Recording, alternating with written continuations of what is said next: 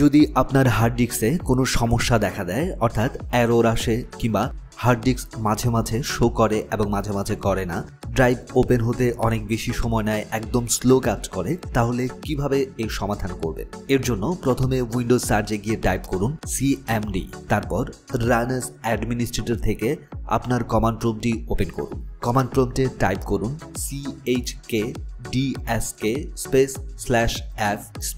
/f/r, এটা লিখে enter দিন। একটি পারমিশন চাইবে এখানে, y লিখে আবার এন্টার দিন।